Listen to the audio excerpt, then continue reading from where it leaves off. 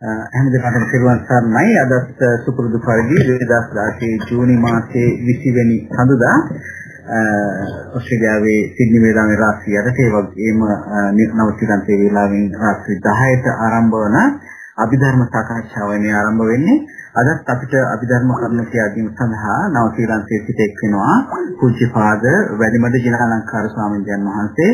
ස්වාමීන් වහන්සේ ඔබ වහන්සේ විතාමත්ම ගෞරවයෙන් සවනට සිසිල් වෙනින් පිළිගන්නවා. මම ඉතාමත්ම ගෞරවයෙන් ආරාධනා කර සිටිනවා අද සාකච්ඡාවට ආරම්භයක් ලබා දෙන්න ලෙස ස්වාමීන් වහන්සේ පෙරවන් කරනයි. නමෝ තස්ස භගවතු වරහතෝ සම්මා සම්බුද්දස්ස නමෝ තස්ස භගවතු වරහතෝ සම්මා සම්බුද්දස්ස නමෝ තස්ස භගවතු අරහතෝ සම්මා සම්බුද්දස්ස උතුම් බුද්ධ රත්නයේට මම නමස්කාර කරන මාගේ නමස්කාරය වේවා. උතුම් වූ ශ්‍රී සද්ධර්ම රත්නයට මම නමස්කාර කරන මාගේ නමස්කාරය වේවා. උතුම් වූ සංඝ රත්නයට මම නමස්කාර කරන මාගේ නමස්කාරය වේවා. බුද්ධ රත්නයට, ධම්ම රත්නයට, සංඝ රත්නයට, ත්‍රිවිධ රත්නයටම නමස්කාර කිරීමේ කුසල චේතනාවන්ගේ, පුණ්‍ය චේතනාවන්ගේ ආනුභාව බලයෙන් බුද්ධ ධම්ම සංඝ ත්‍රිවිධ රත්නය අනන්ත අපරිමාණ ගුණානුභාව බලයෙන් අදත් මේ පින්වත් හැම දිනම සිදු කරගෙන තියෙන සියලු පින් බලයෙන් කියලා දෙන්නා වූ ධර්ම කරුණු සාකච්ඡාවට ඉදිරිපත් කරන ධර්ම කරුණු සියල්ලක්ම හොඳින් වැටහිවා තීරේවා තේරුම් ගන්නට ලැබේවා. අභිධර්මයේ කියලා කියන්නේ ඉතින් ගාම්භීර මාතෘකාවක්. ඒ ගාම්භීර මාතෘකාව තුළින් ඉදිරිපත් කරන ධර්ම කරුණු සියල්ලක් නිසාමත් හොඳින් වටහාගෙන තේරුම් අරගෙන හැම දිනාටම ධර්මයේ සැනසෙන්න ලැබේවා. ඒ වගේම මානසිකාරය දිනු කර ගන්නට ලැබේවා. මේ ධර්ම මානසිකාරය නිවන් මාර්ගයක්ම වේවා කියන මෛත්‍රියෙන් ප්‍රාර්ථනා කරනවා. අද තියෙන්නේ මේ සාකච්ඡාවක්. ඉතින් පසුගිය දවස්වල අපි කතා කරපු සාකච්ඡා කරපු ධර්ම කරුණු වල අද තියෙන සාකච්ඡා වාරයක් කියලා දීපු ධර්ම කරුණු වල ඉදිරිපත් වෙච්ච කරුණු සහ අපේ අසාගෙන ඉන්නා වූ පින්තුන්ගේ ඉදිරිපත් කරගෙන ඒ වගේම මේ බණ වලට අහුම්කම් දෙනකොට ඒවා තුළින් ඉදිරිපත් වෙන සහ මතුවෙන ප්‍රශ්න වලට සාකච්ඡා කරමින් උත්තර සපයන අවස්ථාවක් මේ ඉදිරිපත් වෙන්නේ. ඒ නිසා අද මම මේ පින්වතුන්ට අවස්ථාව සලසා දෙනවා. බණ දේශනාවක් කරාම බණ දේශනා වාරයේදී ඒ බණ අහලා ඊට පස්සේ ඒ බණයි ඊළඟට ඊට කලින් හෝ වේවත් වෙනවා නම් ඒ ධර්මයයි අහලා ඒ වගේම මතු කරගෙන තියෙන ඒ ප්‍රශ්න දේවල් මේ පින්තුන් අද අහනද එතකොට එහෙම ධර්මය අහනකොට ඒ අහන ප්‍රශ්නය හැම එක්කෙනාටම නැති වුණත් ඒ අහන ප්‍රශ්නයට ලබා දෙන උත්තර මේ පින්වත් හැම දෙනාටම ප්‍රයෝජනවත් වේවි කියලා අපි විශ්වාස කරනවා. ඉතින් ඒක තමයි ස්වභාවය. ඒ නිසා දැන් මේ විතරේ අපේ ජයන්ත මහත්මයා කෝඩිනේට් කරනවා මේ පින්වත්තුන් එහෙනම් තමන්ගේ ගැටළු තියෙනව ප්‍රශ්න මාසයෙන් ඉදිරිපත් කරන්න අපි මේ කාලය සාකච්ඡාවට යොදා ගනිමු.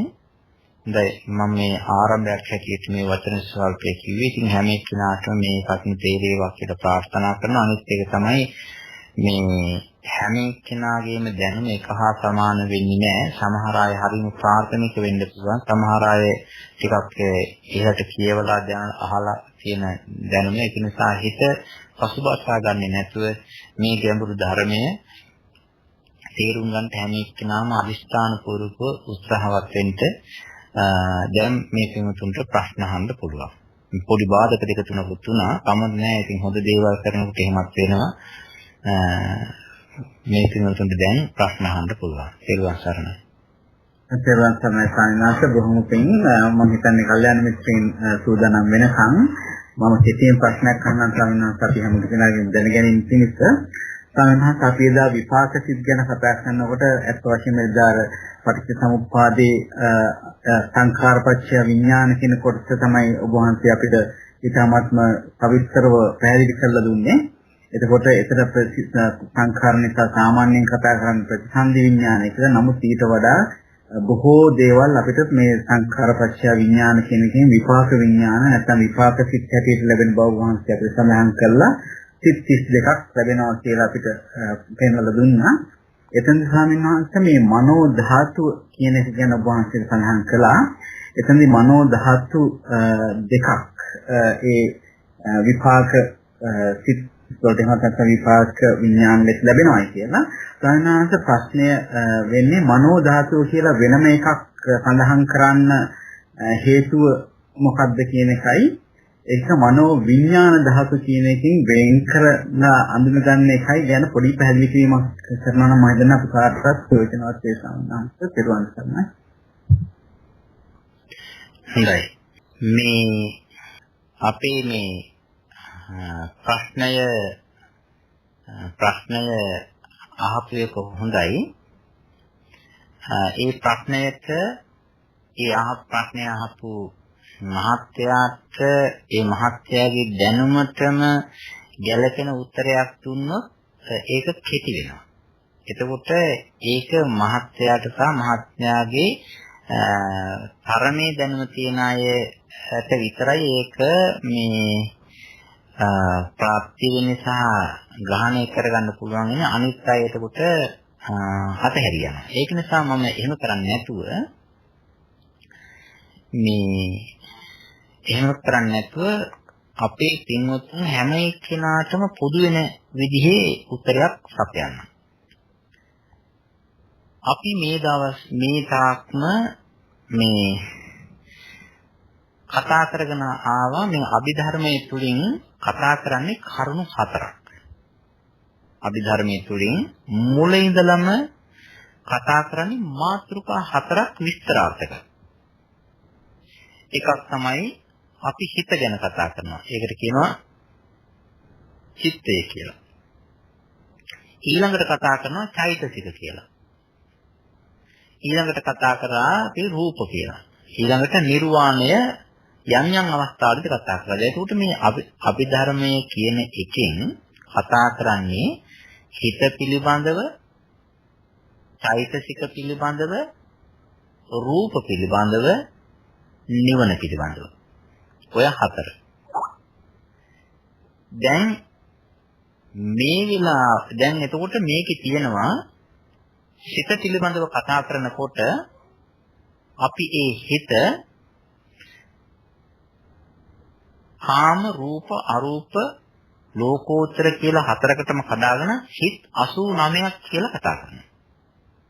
එක විදිහකට කෙටි විදිහකට සිත් 89ක් තියෙනවා කියලා කතා. එතකොට හිත කියන මාතෘකාව යටතේ කතා කරනකොට අපි දැනගන්න ඕනේ හිත් 89ක්. ඊළඟට චෛතසික 52ක් ගැන. රූප 28ක් ගැන. නිර්වාණය එකයි. අද කතා කරන මේකේ චෛතසික නෙවෙයි කතා කරන්නේ. චෛතසික 52 අපි කතා කරන්නේ නැහැ. රූප 28 කතා කරන්නේ නැහැ ප්‍රධාන වශයෙන්. නිර්වාණය කතා කරන්නේ නැහැ ප්‍රධාන වශයෙන්. අපි කතා කරන්නේ මේ සිත් 89 පිළිබඳව. මේ සිත් 89 ගැන කතා කරනකොට මේ සිත් ගැන එක තාලෙට වචන දාලා කතා කරනවා. හැබැයි ඒකට එහෙම උදාහරණ හේතුකුත් තියෙනවා. ඒ සිත් වලට එක වෙලාවකට කියනවා මනෝ කියලා. මනෝ කියන වචනෙන් කතා කරනවා. සමහර වෙලාවට කියනවා චිත්ත කියලා. චිත්ත කියන වචනෙන් කතා කරනවා. සමහර වෙලාවට විඥාන කියනවා. විඥාන කියන වචනෙන් කතා කරනවා. ඒ වගේම සමහර වෙලාවට හදය, අන්දර, ඒ වගේම මනෝ ධාතු, මනෝ විඥාන ඔය වගේ කතා කරනවා. දැන් මේ අහපු ප්‍රශ්නය දැන් හොඳට හිතේ තියාගන්න. සිත් කියනවා 89ක්. ඒ හිත් 89 මේ ක්‍රියාත්මක වෙන එක්තරා පැටර්න් එකක් තිබෙනවා. එක්තරා තාලයක් තියෙනවා. අපි හිත් 89 කියලා කිව්වට ඒ හිත් 89 ක්‍රියාත්මක වෙනකොට ওই හිත් 89ම පොඩි පිටින් එන්නේ නැහැ. ඒවා අරමුණක් කරහා ඇසෙන් හරි, කනෙන් හරි, නාසයෙන් හරි, දිවෙන් හරි, ශරීරයෙන් හරි, හිතෙන් හරි ක්‍රියාත්මක වෙනකොට එක්තරා තාලයකට, එක්තරා රටාවකට, එක්තරා පිළිවෙලකට තමයි ඕක ක්‍රියාත්මක වෙන්නේ. ඒ ක්‍රියාත්මක වෙනකොට එතෙන්ට ඔය සිත් 89න් අදාළ ගැළපෙන චිත්ත නියාමයට අනුකූලව ගැළපෙන සිත් ටිකක් පීඩි ගිහිලා ඒලාට ක්‍රියාත්මක වෙලා නැති වෙනවා. එතකොට මේ සිත් 89 මේ සිත් 89 කතා කරන සිත් 89 මනෝ කියන එකක් නැතුව මේ චිත්ත කියන එකක් නැතුව මේ වෙන වචන දෙකකින් කතා කරනවා. වෙන වචන දෙකකින්. මම ඒ වචන ටික දැන් ගැන කවුරුත් අහලා තියෙන. මේක හරි මේ අහලා තියෙනවා පිළිවෙල දන්නේ. එක අපි කියනවා විඥාන කියලා. මේ හැටියට විඥාන කියන නමින් කතා කරනවා. එකක් විඥාන අනිත් එක තමයි අද මේ කියන මේ සිත් 89 බෙදෙන තාලෙ. විඥාන කියලා කියනවා ඊට පස්සේ මනෝ ධාතු කියලා කියනවා ඊට පස්සේ මේ කාගේ හරි මේකක් ඕන් වෙලා තියෙනවා ඕෆ් කරගන්න මේ අර හුස්ම ගන්න එහෙම සද්ද ඇහෙනවා මතක තියාගන්න විඥාන මනෝ ධාතු අනිත් එක තමයි මනෝ විඥාන මනෝ විඥාන මනෝ ධාතු මනෝ විඥාන කියලා කියනවා. මෙහෙම වචන තුනක් තියෙනවා. මේ වචන තුනේ හරි එක හා සමානයි. එක හා සමාන ගතියක් තියෙනවා. එතකොට මේ එක තැනක කියනවා මනෝ විඥාන කියලා අනිත් එක තැන කියනවා මනෝ ධාතු කියලා අනිත් එක තියෙනවා මනෝ විඥාන කියලා මනෝ සමහරකට මනෝ විඥාන ධාතු කියලා වචනයකුත් පාවිච්චි කරනවා. මේකේදී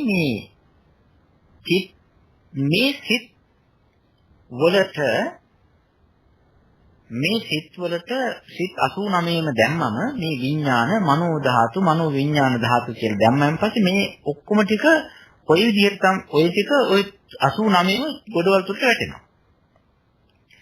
විඥාන කියලා කතා කරනකොට අපි ගන්නෙ මෙහෙමයි.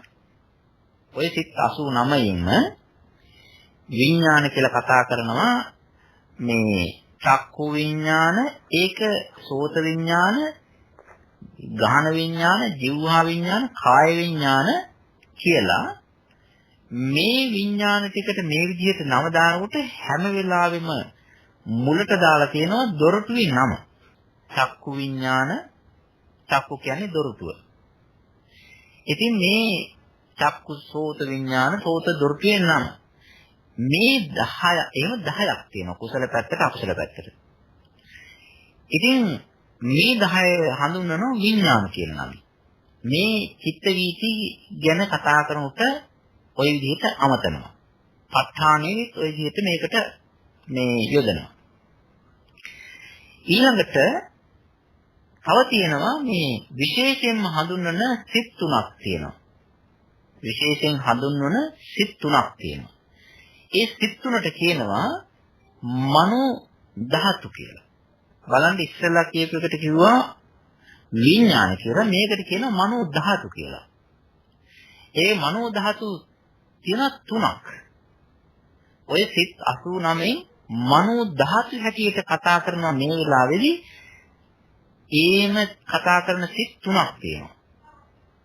ඒ තමයි මේ පිටුතුන් අපේ ශ්‍රාවකයෝ අහගෙන නැත්නම් කියවලා ඇති අහලා ඇති ඒ තමයි අහේතුක හිතර තිබෙනවා මේ පංචද්වාර ආවජන සිත කියලා එකක්. පංචද්වාර ආවජන සිත. ඒක මනෝ ධාතුවක්. ඒකට කියන්නේ මනෝ ධාතුව කියලා. ඔකට විඥානය කියලා කතා කරන්නේ නැහැ. මනෝ ධාතුව කියන නම තියෙන්නේ. දෙක තියෙනවා මේ කුසල විපාක සම්පටිච්ඡන සිත හොඳට බලන්න කුසල විපාක සම්පටිච්ඡන සිත. සම්පටිච්ඡන. ඒකටත් කියනවා මේ මනෝ ධාතුව කියලා. ඊළඟට 3 අකුසල විපාක සම්පටිච්ඡන. සම්පටිච්ඡන දෙකක් තියෙනවා. සම්පටිච්ඡන දෙකයි පංචද්වාරාවජන. මේ 3 එකාසු කරලා මේ 3ට නමක් දාලා තියෙනවා මනෝ ධාතු. එහෙම නැත්නම් මනෝ ධාතු 3. මනෝ ධාතු ත්‍රිකය කියලා. මේ සිත් 89ම මනෝ ධාතු හැටියට හඳුන්වන්නේ නැහැ. මේ කතා කරන හැටියට. මේ 3 හඳුන්වනවා මනෝ ධාතු ත්‍රිකය කියලා. කොහේ හෝ වේවා. ඔය මේ ප ဋ ාහන එහෙම අධ්‍යයනා කරනකොට මේ මනෝ ධාතු කියන වචනේ මේ කියන්නේ මනෝ ධාතු කියන වචනේ ආවොත් එහෙම ඒ වගේ හඳුන්වන්නේ මෙන්න මේ ධර්ම මේ සිත් තුන. මේ තුනට කියනවා මනෝ ධාතු ත්‍රිකය කියලා. ඊළඟට අනිත් ධර්ම වලට කියනවා පොදුවේ අනිත් සිත් ටිකට කියනවා මනෝ විඥාන ධාතු කියලා. මනෝ විඥාන ධාතු.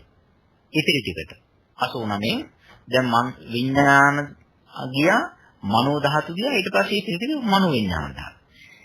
මේ මනෝ විඥාන ධාතු වල එහෙම කිව්වට එක තැනක පොදුවේ මනෝ විඥාන ධාතු මනෝ විඥාන හැබැයි මේ වගේ කියනවා මේ චිත්ත වීතියක මේ මනෝ විඥාන ධාතු චිත්ත වීතියක වැඩ කරන විදියක් තියෙනවා. ඒ වැඩ කරන විදිය බලාගෙන පොදුවේ ඒකට ඒ විදිහට කිව්වට වැඩ කරන විදිය බලාගෙන ඒකේ එක තැනක සිත් දෙකකට කියනවා ක්‍රියා මනෝ ධාතුව කියලා. ඒ කියන්නේ ඒක ක්‍රියා මාත්‍රයක් පමණක් වෙන නිසා ඒ තැන බලලා කියනවා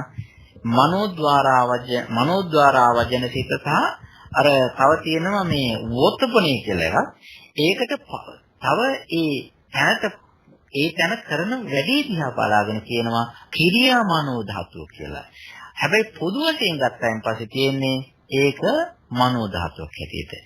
ඉතින් මේක මේ විදිහට කියන්නේ මේක මේ විදිහට නම් කිරීම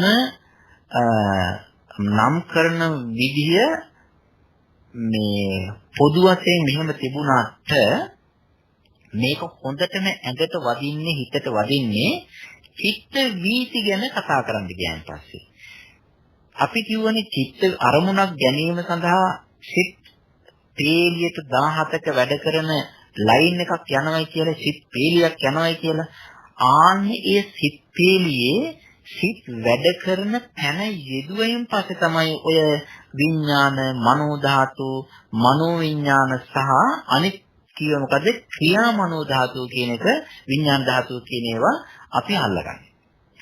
ආන්නේ ඒක තමයි පොදුවේ මේ වෙලාවට දෙන්න තියෙන උත්තරේ. ඒක නිසා ඒ චිත්ත වීතියක වැඩ කරන හැටි බලලයි ඒකට ඒ විදිහට දාලා තියෙන්නේ. එරුවන් ස්වාමීන් වහන්සේ මම හිතන්නේ අනිත් අය සූදානම් වෙනකන් ස්වාමීන් වහන්සේ අපි ඇත්තම දැන් රූපාවචර අරූපාවචර අපි භූමිය ගැන කතා කරනකොටදී අපිට දැනගන්න ලැබුණා ප්‍රවෘත්ති හැටියට කුසල විපාක කියන ඒවා කාමාවචර කුසල විපාක කියන ඒවා ලැබෙන්න හැකියාවක් තියෙනවා කියලා.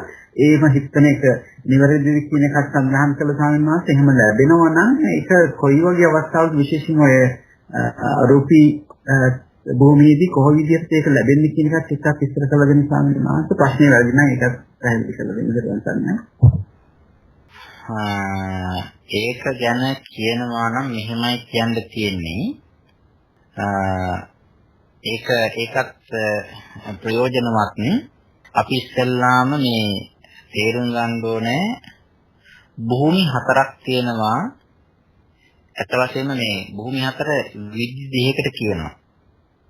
ඒකත් කියන්න එපා. සමහරවිට මම කියන විදිය කෙනෙකුට පොතක පාතක දැක්කොත් එහෙම මම කියන විදිය ඒකේ නැති වෙන්න පුළුවන්. එකක් තමයි මෙහෙම.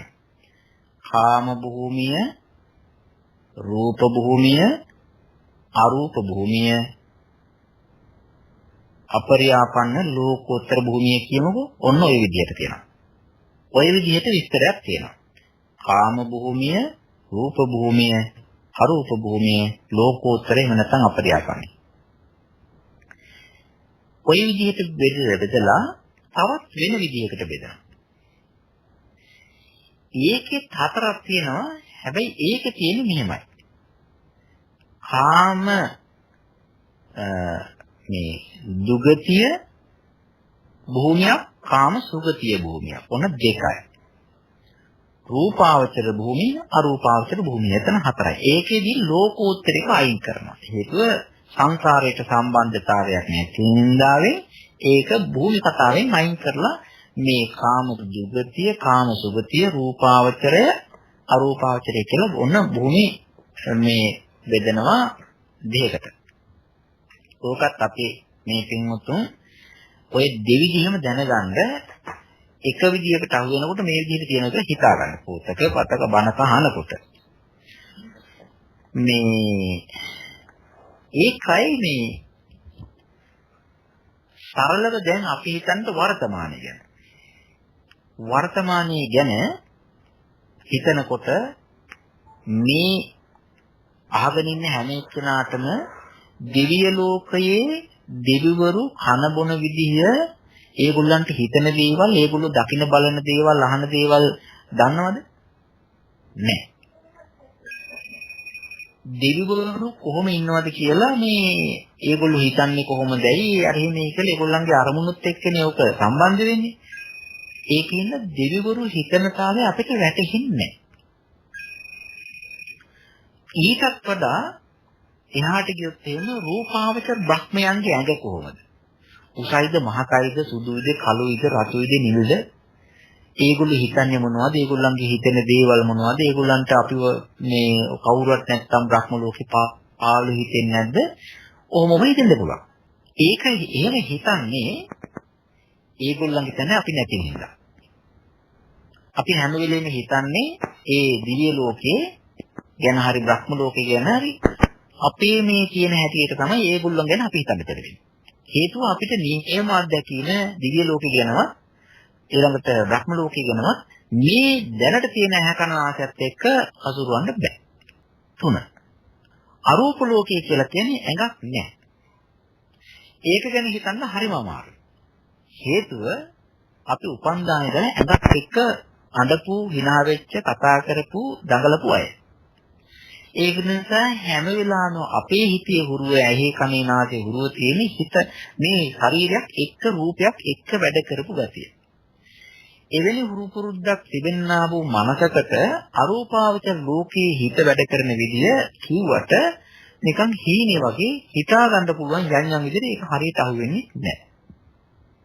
හැබැයි අපිට අත්විඳීමක් නැති හින්දා ඒක අහුවෙන්නේ නැහැ. ඒකනේ ඇත්ත. දැන් ඒ නිසා මේ ලෝකෝත්තරයට ගියන් පස්සෙත් ඒ විදිහයි. ලෝකෝත්තර ආර්යයන් වහන්සේ නමක් හිතන විදිය කොහොමද කියලා එහෙම අපිට එන උපකල්පනය කළ යන්තම් ඩිංගක් උලඟ වදිනවා නොවදිනවා වගේ ගත්තට ඒක නියමයක නෙවෙයි. යම් උදාහරණ උපමා මාර්ගයෙන් අපි ඉතින් මේ තැනට හිත අපේ හිත යවලා එහෙම නැත්නම් ඒක අපිට ඇප්ලයි කරගෙන අපි හිතුවිල්ල හදාගන්න මහන්සි කරනවා. දැන් මේ කාමාවචර භූමියේ හිත තියෙන්නේ කාම වස්තුන් එක්ක දඟලන්ටනේ.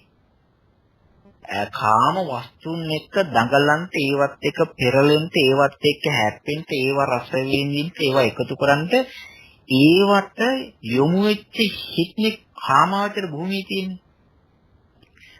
ඔය කාමාවචර භූමියේ ඉන්න කෙනාට ඒ කාම වස්තුන් එක්ක ඉන්න නිසා ඒ හිත හොඳට හුරුයි. ඒක නිසා ඒකේ සියුම් ස්වභාවයක් තේරුම් ගන්න අමාරුයි. ඒ නිසා මේ වර්ග 4ක හිත තියෙනවා. දැන් මේක මෙහෙම තේරුම් ගත්තම දැන් අපි හිතනවා දැන් කාමාවචර කුසලයක් සිද්ධ කරාම කාමාවචර කුසලයක් සිද්ධ කරයින් පස්සේ ඒකේ විපාකය දෙන්න සුදුසුම තැන තමයි කාමාවචර භූමිය. හේතුව පින් කරලා තියෙන්නේ කුසල් වඩලා තියෙන්නේ කාමාවචර භූමියේ ඒකට ලැබෙන ආනිසංස විපාක තියෙනවා නම් ඒක ගැළපෙන සුදුසු තැනකම හම්බෙන්න ඕනේ. ඒක සාධාරණයි. ඒ නිසා කාමාවචර කුසල් කාමාවචර විපාක. රූපාවචර කුසල් සිද්ධ කරොත් රූපාවචර විපාක. අරූපාවචර කුසල් සිද්ධ කරොත් අරූපාවචර විපාක. ඔය විදිහට ඒක සාධාරණයිනේ. නමුත් මේ කතාවේ මෙහෙම අපි ඔය විදිහට අපේ උපකල්පනාත්මක ධර්ම යම්කිසි තරකයක් ගොඩනගාගෙන එහෙම හිතුවට මේ කුසල් කාමාවචර අපේ ඉන්න මේ කාමාවචර ලෝකේ කරන කුසල් හින්දා ඒ වගේ සමහර විපාක රූපාවචරයේ එකෙත් එක්තරා මට්ටමකට දෙනවා අරූපාවචරයේ එක්තරා විදියකට ඒ හිත ක්‍රියාත්මක වෙනවා. ඒක විපාක දෙනවමනේ ක්‍රියාත්මක වෙන හිත. ඒක වෙන කාලේ අපි බලමු. දැන් අපි කියවනේ දැන් කාමාවචර ලෝකයේ සිද්ධ කරාන් පස්සේ හොඳ තිනක් ඉතින් අමනුෂ්‍ය ලෝකයේ උපදිනවා. මනුෂ්‍යයාට හොඳ දර්ශනීය දේවල් ඇඳුම් පැළඳුම් ඥානමාන හම්බ වෙනවා, දකින්නවා, හොඳ සින්දු ගීත රට ආරව මේවා අහන්න කියන්න ලැබෙනවා. ඉතින් ඒවා මේ පින් විපාකනේ. හොඳ සුවඳ කෑම බීම ඒවා හම්බ වෙනවා කියනවා. ඒවා විපාකනේ. ඒ දිව්‍ය ලෝකයට ගියන් පස්සේ ඒගොල්ලන් කර්මෙන් පහළ වෙන්නා වූ දර්ශන දේවල් තියෙනවා. පුණ්‍ය විපාකනේ. දැන් බ්‍රහ්ම ලෝකයට ගියාම අපි හිතුව මේ භාවනා කරලා බ්‍රහ්ම ලෝකෙ උපදිනයි කියලා. බ්‍රහ්ම ලෝකෙ ඉපදුනයින් පස්සේ ඒ බ්‍රහ්ම ලෝකයේ විපාක හැටියට ගන්න ප්‍රතිසන්දිය රූපාවචර ප්‍රතිසන්දියක්නේ. ඒකේ භවංගයක් ඒ විදිහනේ. හොඳයි. ඒ බ්‍රහ්මයෝ රූපාවචර බ්‍රහ්මයෝ එනවා මනුස්ස ලෝකේට බුදුරජාණන් වහන්සේගේ බණ. බුදුරජාණන් වහන්සේගෙන් බණ අහන්දාවම බුදුරජාණන් වහන්සේ දේශනා වූ බණ શબ્දයක් නේ. ඒක ඕලාරික શબ્දයක් වෙන්න පුළුවන්, සිවුම් શબ્දයක් වෙන්න පුළුවන්. ඒ ධර්ම දේශනා කරනකොට ඒ ධර්මය අහනකොට ඒ ශබ්දය සෝත විඥාන ධාතුනේ. ඒ සෝත විඥාන ධාතුවක් බ්‍රහ්මයාගේ පහළ වෙනකොට ඒ පහළ වෙන්න ඕන වෙන්නේ මොන විදිහටද? භවංග චලන උපච්ඡේද ඊට පස්සේ ආවජන සිත් කිහිල්ලා සෝත විඥාන ඊට පස්සේ ওই ටික දිගටම සම්පටිච්ඡන ගිහිල්ලා සම්පීර්ණ වොත්තපන ගිහිල්ලා හොඳ පිරිසුදු ජවන් හිත් වලින් තමයි වහන්නේ. එතකොට ඇති වෙන්නේ මොනවද? ඔය කාමාවචර තියෙන ඔය ජවන් සිත් පහළ වෙන්නේ. ඒ කියන්නේ එයාට ඒක රූපාවචර හිතකින් අහන්න බෑ. ඒක සද්දේ ග්‍රහණය කරන ඊට පස්සේ ඒ බ්‍රහ්මයාගේ තිබෙන්නා වූ නුවණට අනුව භවංගය ඇවිල්ලා හොඳ රූපාවචර කුසල චේතනාවක් නිසා අපිට වඩා ඊ타මත්ව විසුතුරු හැටියට ඒ බ්‍රහ්මයාට කියන්නා වූ කාරණේ හොඳට වැටහෙනවා, තේරෙනවා. අනිත්‍ය දුක්ඛ අනාත්ම මෙලෝ පරලෝ ඒ වගේ දේවල් හොඳට මේ තේරුම් ගන්න පුළුවන්. ඒවා හිතන්නත් එපායි. ආන්න ඒක නිසා ඒ සිත් බ්‍රහ්මයාට පහළ වෙන්නේ ద్వාරික සිත් දෙකයි. එකක් චක්කුද්්වාරික සිත්, අනිත් එක සෝතද්්වාරික සිත්. අනිත් එක අපි හිතමු බ්‍රහ්මයාට කියලා දෙනවා බුදුරජාණන් වහන්සේ අනිත්‍ය දුක්ඛ අනාත්ම. එතකොට විදර්ශනා කරන්නට අවශ්‍යයි අර මෙනෙහි කරන්නා වූ සිත්. ඒක රූපාවචරයෙන් කරන එකක් නෙවෙයි, අරූපාවචරයෙන් කරන එකක් නෙවෙයි. ඒක මේ සිත් තේලීකින් කරන්නේ. ඒක නිසා ඒ විදිහට ගත්තයින් පස්සේ තමයි අපි තේරුම් ගන්නේ එහෙදි මේවා පහළ වෙනවා කියලා. ඊළඟට අරූපාවචර ලෝකය ගැන හිතමු. මේ දැන් මං කිව්ව රූපාවචරයනේ. අරූපාවචර ලෝකෙට ගියපස්සේ උත්තර බහුලව පහළ වෙන්නේ නැහැ. අනිත්‍ය දුක්ඛ අනාත්ම බලනකොට නාම ධර්ම මුල් කරගෙනයි බලන්නේ. රූප ධර්ම මුල් කරගන්නේ නැහැ. නාම ධර්ම මුල් කරගෙන බලනකොට ඒ නාම ධර්ම මෙනෙහි කිරීමේදී ඒ මනෝද්වාරික වශයෙන් පහළ වෙන්නා වූ සිත් පීලියක් තියෙනවා. ආන්න ඒව ඇවිල්ලා මේ මහා කුසල් සිත් එකතු වෙනවා. ඒ වගේ බලනවා. අනිත් එක තමයි ඒව ඒතරම් වැඩි වේලාවක් බලන්නත් අවශ්‍ය නැහැ. ඒ බ්‍රහ්මයන්ගේ හිත ඒ තරම්ම සියුම් නිසා හරි ඉක්මනට වැටහි යනවා. මහ දිගට පැය ගණන් එහෙම හම් වෙනවා කියලා කියන්නේ නැහැ. අනිත් එක තමයි බ්‍රහ්මයා අරූපාවචර ලෝකේ ඉඳලා මම මේක ඉස්සෙල්ලා කිව්වා සතියකට දෙකකට උඩදී අරූපාවචර ලෝකේ ඉඳලා අපි හිතමු එයා අනිත්‍ය දුක්ඛ අනාත්ම වර්ණන්නේ නැහැ නිකම් පුතග්ජනෙක් හැටියට වෙන ලෝකෙක උපදිනවා කියලා. එතකොට එයාට ඊට ඉස්සෙල්ලා ජීවිතයේදී පහළ වෙනා වූ ඒ අරමුණ එහෙම නැත්නම් ගති නිමිත්ත, කර්ම නිමිත්ත, කර්මය සිහිපත් කරන්නා වූ මනසිකාරයේදී ඉතින් චුත වෙන්න යනකොට එයාට පහළ වෙන්නා වූ ඒ ධර්ම ස්වභාවය අල්ලගන්න මනෝද්වාරික වශයෙන් පහළ වෙනවා චිත්ත වීති. ආන්න ඒව සලකනවා මේ කාමාවචර චිත්ත වීති හැටියට. හැබැයි කාමාවචර චිත්ත වීති කියලා කිව්වට මේකෙනේ වචනේ එක්ක තමයි ඔය පටලවිල්ල තියෙන්නේ. බලන්නකෝ මේ වචනේ හරි කොච්චර කැතද කියලා, කොච්චර පහද්ද කියලා කාමාවචර. ඉතින් මේ කාමාවචර කියන වචනේ දාලා යම්කිසි හිතක් ගැන හඳුන්වා දීපු ගමම ඒක කොච්චර හොඳ දිව්‍ය ලෝකයට හොඳ බ්‍රහ්ම ලෝකයට ගෙනිච්චත් මේ නම ගහලා දෙනකොට අපිට නිකන් සැකයක් ඇති වෙන මේක එහෙ පහළ වෙන්න පුළුවන්ද කියලා. එහෙම එකක් තියෙනවා. අපි අමතක කරන්න හොඳ නෑ රහතන් වහන්සේලාටත් කාමාවචර සිත් පහළ වෙනවා කියලා. රහතන් වහන්සේලාටත් කාමාවචර සිත් පහළ වෙනවා. එහෙමනම්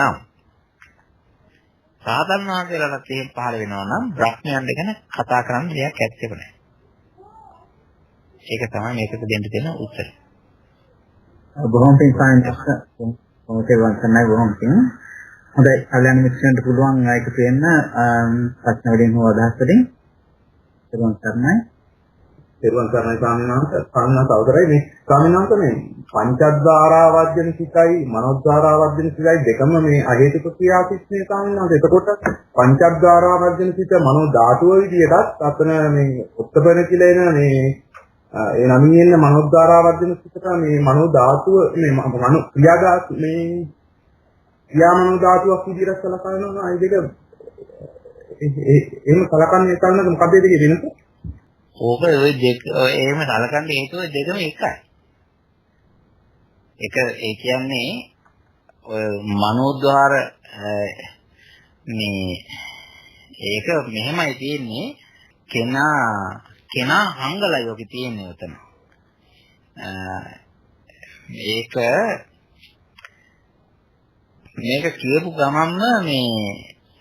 මේක කියපු ගමන්ම කෙනෙක් කන්ෆියුස් වෙන්න පුළුවන්. මම මෙහෙම කියාගෙන යන්නම්.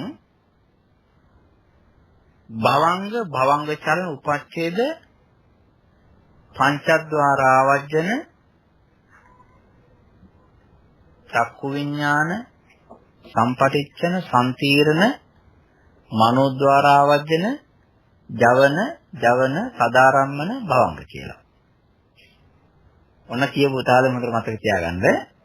භවංග චලන උපච්ඡේද පංචද්වාර ආවර්ජන චක්කු විඥාන සම්පටිච්ඡන සම්තීරණ මනෝද්වාර ආවර්ජන ඊට පස්සේ ජවන. ඔතන ඔය විදිහට කියලා මනෝද්වාර චිත්ත විතයක් යනවා. මේ මට මේ ඉස්සලා කියපේක මට වැරදිලා කියුණා එහෙම ඉස්සන් දෙපා. මේ මනෝද්වාර චිත්ත විතයක් යනවා. භවංග චලන භවංග උපච්ඡේද මනෝද්වාර ආවර්ජන ජවන කිවිලා සදාරම්මන යනවා. දැන් බලන්න පළවෙනි එකෙත් මම මනෝද්වාර ආවර්ජනයක් කිව්වා. ජවනේට මුලින්. දෙවෙනි එකෙත් මනෝද්වාර ආවර්ජනයක් කිව්වා. ජවනේට මුලින් භවංග උපච්ඡේදයට පස්සේ. පංචද්වාර ආවර්ජන චිත්ත වීති එක ඔය මනෝද්වාර වර්ජන සිත වැඩ කරනවා හැබැයි මනෝද්වාරාවජන චිත්ත වීතියක වගේ නෙවෙයි. සම්පටිච්ඡනේට පස්සේ සම්තිරණයට පස්සේ මනෝද්වාරාවජනේ එතන පංචද්වාරාවජනයක ගිය නිසා ඒක වැඩ කරන්නේ වොත්තපනේ නමයි.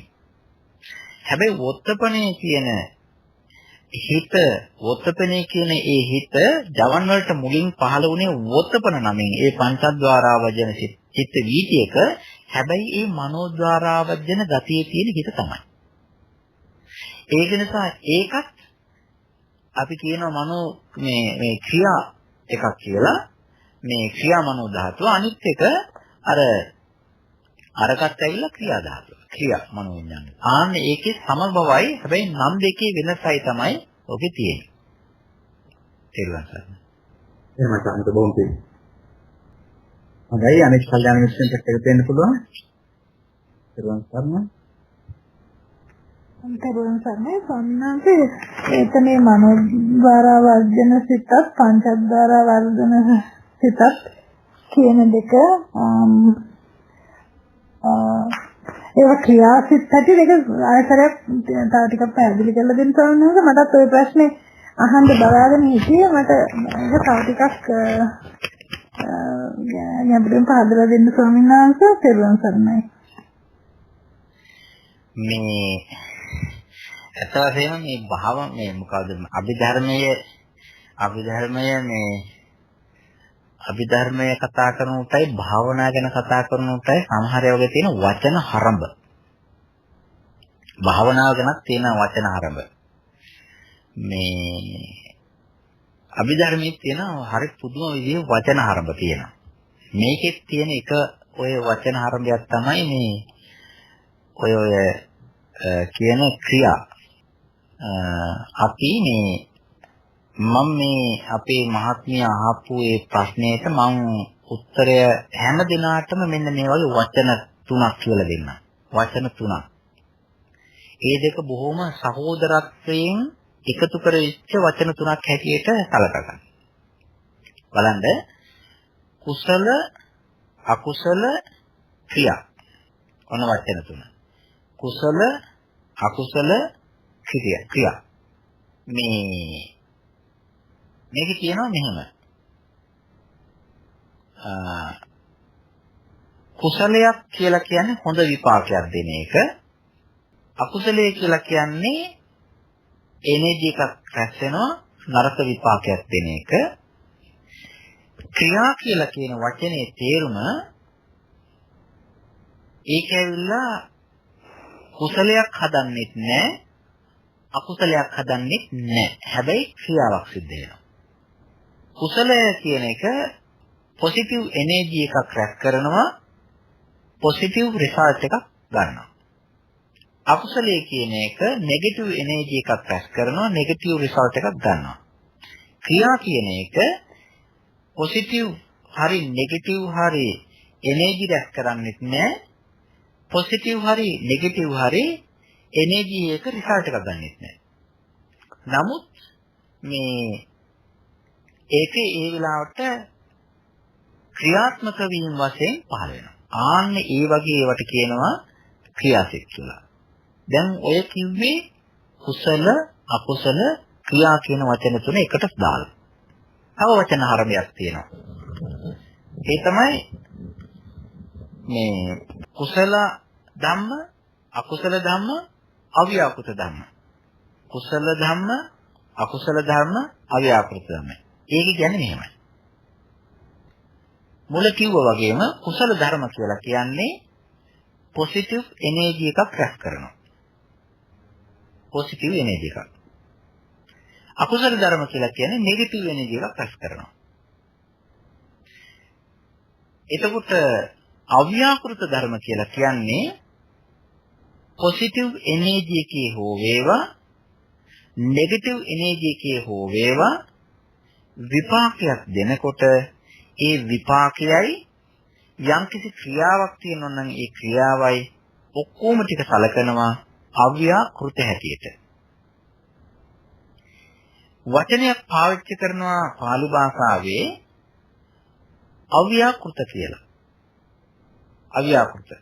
මේ අව්‍යාකෘතයක තේරුම් ගන්නට අපි බලමු මෙහෙම කෘත කියලා කියන්නේ දැන් අපි හිතමු මේ ව්‍යාකෘත කියලා ගම්මු වලට. ව්‍යාකෘත කියලා කියන්නේ ඒකට සමාන වචනයක් තියෙන සිංහල භාෂාවේ ඒක ගැලපෙන්නේ නැහැ. නමුත් මේකට තේරුම් ගන්නට ආධාර කරගනිමු. මේ තියෙන ව්‍යාපෘතියක් කියලා වචනයක්. ප්‍රොජෙක්ට් එකක්. යම්කිසි ව්‍යාපෘතියක්. ජීවල් හදා දීමේ ව්‍යාපෘතිය. එහෙම නැත්නම් ජලය ලබා දීමේ ව්‍යාපෘතිය. කොහොම කියනවනේ?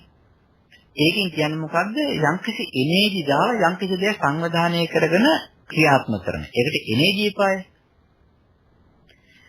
මේ ව්‍යාකෘත කියන එකත් ඇවිල්ලා යම්කිසි දෙයක් ක්‍රියාත්මක කරනවා.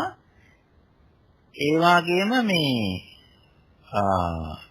ක්‍රියාත්මක කරනවා, ඉම්ප්ලිමන්ට් කරනවා, ඇක්ට් කරනවා. ඇක්ට් කරන්න යම්කිසි දෙයක් ශක්තියක් අවශ්‍යයි.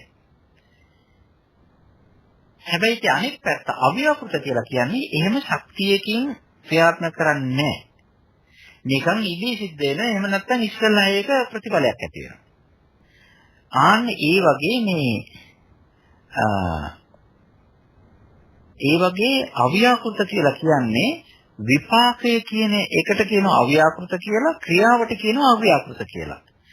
විපාකයට අව්‍යාකෘත කියන්නේ හේතුව විපාකයේ කියන එක ඕනෑකමින් මම විපාක දෙන්න ඕනේ, දැන් යන්න ඕනේ, විපාක එන්න ඕනේ කියලා ගැම්ම අරගෙන විපාක දෙන එකක් නෑ. එහෙම වුණොත් එහෙම ඒක අලුතෙන් එනර්ජි හදන එකක් වෙනවා. ඒ නිසා විපාකය කියලා කියන්නේ දැන් බැලුම් බෝලයක් පුම්බනවනේ. බැලුම් බෝලේ පුම්බනකොට පුම්බන්න එනර්ජි පායි. ගොඩාක් හයියෙන් පුම්බල මහන්සි වෙලා පුම්බන්න එපායි. හැබැයි ඒක පුපුරව හරින්න ගියාන් පස්සේ එකපාරම මේ යන්න ඕනේ කියලා එහෙම එකක් නැහැනේ. එකපාරම ඒක ඉබේම පුපුරලා යනවා. ඒ පුපුරා යෑමට 아무තු එනර්ජි එකක් දාන්න ඕනේ නැහැ. අර ඉස්සෙල්ලා දාපු එකේ තෙරපීමෙන් තමයි සිද්ධ වෙන්නේ. ආන්නේ ඒ වගේ අපි යම්කිසි කුසල ශක්තියක් ඇති කරාම ඒකේ විපාකේ එන එකට ඒක ඇවිල්ලා ඉබේ එනවා. අව්‍යාකෘතයි. විපාකෙ දෙන්න ඕනේ කියලා උත්සුක වීමක් නැහැ. ක්‍රියාව කියන එකත් ඇවිල්ලා ඒ වෙලාවට යන්තම් ක්‍රියාත්මක වෙනවා. ඒකට වෙන බලයක් දෙන්න ඕනේ නැහැ. නිකන් එතෙන්ද ගිහිල්ලා නිකන් අර මේ ෆිලින් එකක් වගේ කාර්ය සිද්ධ වෙන එකක් තියෙනවා. ආන්න ඉතරයි තියෙන්නේ. ඒක නිසා මේ ක්‍රියාව කියන මේ කුසල අකුසල ක්‍රියා කියන එකයි මේ කුසල අකුසල අව්‍යාකෘත කියන එකයි ওই විදිහට තේරුම් ගන්න. අනිත් එකට රහතන් වහන්සේලාට ක්‍රියාසිත පහළ වෙනවනේ. උන්වහන්සේලාට ඒවට ක්‍රියාසිත කියලා කියන්නේ කුසල සිද්ධ වෙන්නේ නැහැ, අකුසල සිද්ධ වෙන්නේ නැහැ. ආන්නේ ඒ නිසායි. තේරුම් ගන්නයි. එහෙම තියෙනවා මේ ඉදිරිපත් කරන්න සමහර වෙලාවට වචන අපි වචන සෙට් එකක් පාඩම් කරගෙන ওই වචන වලින් එක එක ටිකක් එහෙට මෙහෙට කිය හිටියට ඕකේ තියෙන අර්ථය තේරෙන්නේ නැත්නම් ඒක වැඩක් නැහැ. අපිට එතකොට ඒක මොකක්දයි කියලා මේ තේරෙන්නේ නැහැ. ඔය ඕස්ට්‍රේලියාවෙත් තියෙනවා මේ බඩගිනි කියලා පැත්තක්. අපිට ඇති වෙන නිතර හැදෙන බඩගිනි එකකුත් තියෙනවා. ඉතින් අපි ওই දෙක තෝරගත්තේ නැත්නම් එහෙම අපිට මොන බඩගිනිද කියලා පටලැවිල්ලක් වෙනවා. ඒක නිසා මේ වචන තියෙනවා. ඒ වචන වලින් අඟවන ධර්මය කොතෙන්ටද මොකද්ද කියන එක තේරුම් ගන්නට අපි මේ ප්‍රශ්න කරන එක හොඳයි. ඒක නිසා මේ සමහර තැන්වල තියෙන්නේ මේ වචන හරම සමහරලාට තියෙනවා අපේ දෙන්නතු වචන ටික දන්නවා ඒක කියන්නේ මොකක්දයි කියලා දන්නේ ඒක මම තව එකක් කියන දැන් මේ ලස්සන අර ට්‍රෙන්ඩි වචන රැස් එකක් තියෙනවනේ මේ ඒකත් මේ කියන්න ඕනේ දැන් මේ දැන් බටහිර තියෙන පැටර්න් වචන දෙක තුනක් තියෙන එකක් තමයි mindfulness අනිත් එක තමයි present moment මේ be in the present moment living in the present moment ඊළඟට mindfulness. ඕවා හරීම මේ ලස්සන වචන. හැබැයි ඔය එක්කෙනෙක්වත් දන්නේ නැහැ ඒ present moment වෙන්නේ කොහොමද mindfulness මොකක්ද කියලා. හැබැයි ඒක කිය ඉන්නවා. දැන් මෙහෙත් ඉන්නවා, එහෙත් ඉන්නවා. ඒ අන්නේ ඒ වගේ අපි වචනයක් දැනගන්න ඕනේ, වචනෙන් කියන දේ දැනගන්න. හොඳයි අහන්න. පෙරවන් සම්මතන් ඉස්සෙල්ලා මම මේ ඇහුවේ ඒක එකක් තමයි සාහනාත මේ මම අර දැන් මේ මනෝධාතු ත්‍රිකය කිව්වම මනෝධාතු ත්‍රිකයේදී සාමීන් වහන්සේ පංචද්වාරා වර්ධන සිත එතෙන්ට යනවා. ඒකත් ක්‍රියාසිතක් නේ. මේ අහේතුක ක්‍රියාසිතක් නේ. එතකොට ඒ වුණාට දැන් අපි මෙතන වර්ධ කරනකොට මේ මොත්තපන හරි මේ මනෝද්වාරා වර්ධන සිත කියන එක දානවා මනෝධාතු ක්‍රියා මනෝධාතුවක් කියලා. ඒක ක්‍රියා කියන වචනයක් දාපින්ද තමයි සාමාන්‍යයෙන් මේ මට ප්‍රශ්නය ආවේයි. අතන මනෝධාතු ත්‍රිකයට තියෙනවා අහේතුක ක්‍රියාසිත. ඒ වගේම සිතක් ඒකෙන් මේ සිත ක්‍රියාසිත වචනෙම දාලා කතා කරන්නේ සාමාන්‍යයෙන්. ඒකම දැනන සංගත මම අහපුවා. මට තේරුණා ඒක මහත්තයා මේ සිත් වර්ග කිරීමේදී දාලා තියෙන නමයි ප ဋ ාණේ කියන එකයි මහත්තයාට පටලැවිලා තියෙන්නේ. සිත් වර්ග කිරීමේදී අහේතුක තියෙනවා සිත් 18ක් අහේතුක සිත් 18ේ හිත් තුනක් වෙන් කරලා තියෙනවා මේ ක්‍රියාසිත කියලා. මතක ඇති. මොකක්ද ක්‍රියාසිත තුන? කොහොමද? උපේක්ෂා එතන මේ පංචද්වාරා වර්ධනය මනෝද්වාරජනය හත් උත්පාදිතයි. ආසිත උත්පාදිතයි. ආන්න ඒ තුන තමයි සිත් වර්ග කිරීමේදී ක්‍රියාසිත තුන කියලා කියන්නේ. හොඳයි මචං. ඒකට මේ දෙක අතර සම්බන්ධයක් ගන්න එක දෙකකට වර්ග කිරීමක් ගන්න හරි. හොඳයි මචං. සාමාන්‍ය තව ප්‍රශ්නයක් තියෙනවා සාමාන්‍යයෙන් මේ අහේතුක මේ අකුසල මේ විපාක සිත් වලට සාමින්වාංශ හේතු නොයෙදෙන්න හේතුව මොකක්ද කියනවා සබාසේ කලින් මේක මම හිතන්නේ පැහැදිලිව මට ඒක එච්චර පැහැදිලි වුණේ නැහැ ස්වාමීන් වහන්සේ. හේතු නොයෙදෙන්න හේතුව. එහෙමයි ස්වාමීන් වහන්සේ. ඔව්.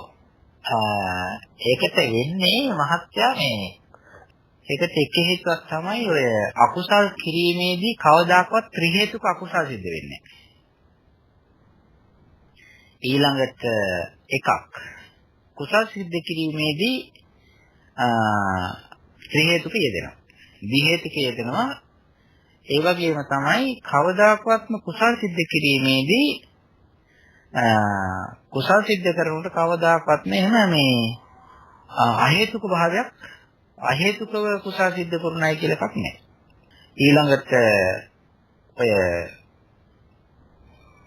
මේ අකුසල් සිද්ධ කිරීමේදී සිද්ධ වෙනවා එකක් ද්වි හේතුක වෙනවා එකක් ඒක හේතුක වෙනවා.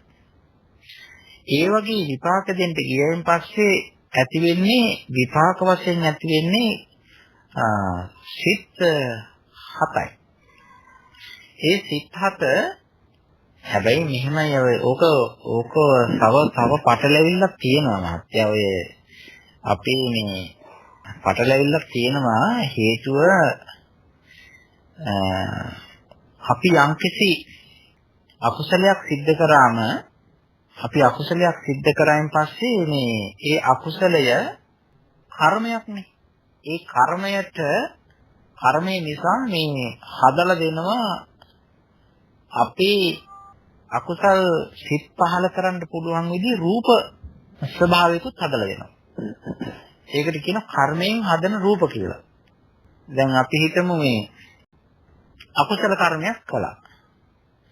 අකුසල කර්මය කරපු නිසා අපේ ඇඟ විකෘති වෙනවා.